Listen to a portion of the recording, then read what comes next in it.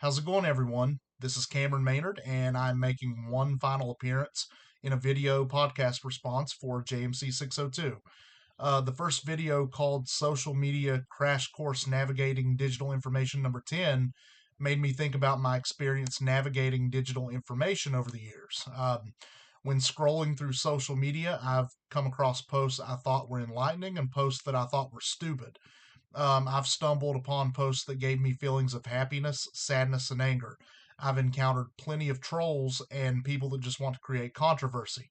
I've met cool people and made friends on social media.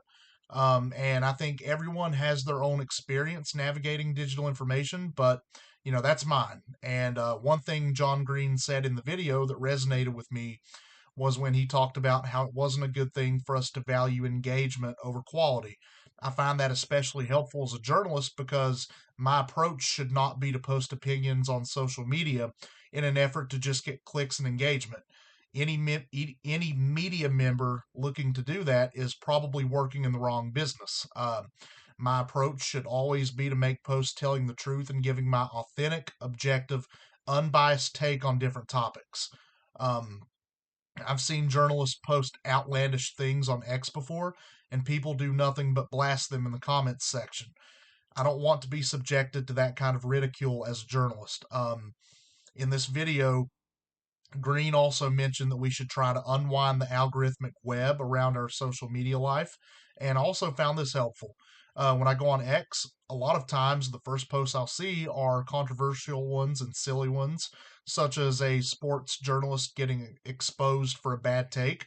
And I'll also quickly stumble upon posts where someone is being highly critical of a player, fan base, sports league, or just trying to be critical and negative about something.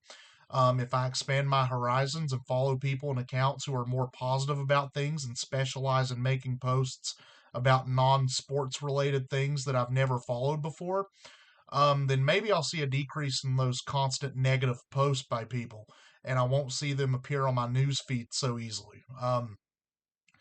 You can include the video about interjections in the list of Schoolhouse Grammar Rock videos that I wish I would have watched years ago for the purpose of becoming more knowledgeable about grammar.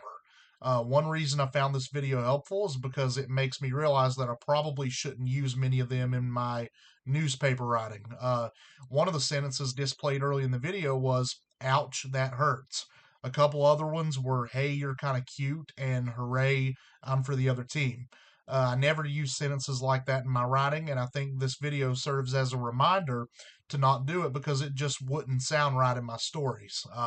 Another reason I found the video helpful was because if a journalist uses an interjection the wrong way in one of their stories, such as saying something like, "Ouch, that coach really got his tail kicked after his team, suffered a lopsided loss," then said coach might attack the journalist and be extremely angry at him. And even though I don't really use interjections in my stories, I advise the people that want to use them the right way to save themselves some scorn. The second Schoolhouse Rock video about prepositions was also helpful. As a sports writer, for example, I'm constantly telling readers what day an upcoming game is going to happen and at what time.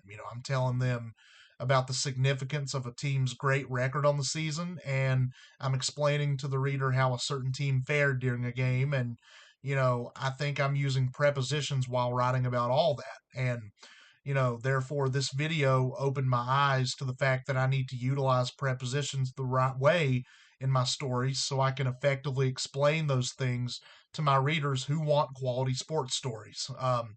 And also in this video, I thought it was noteworthy how all the different kinds of prepositions, such as across, over, at, far, in, from, by, and so on, were mentioned at the start of the video. I think it will be helpful as my career goes on to know what words are prepositions and how to use them the right way in my newspaper writing.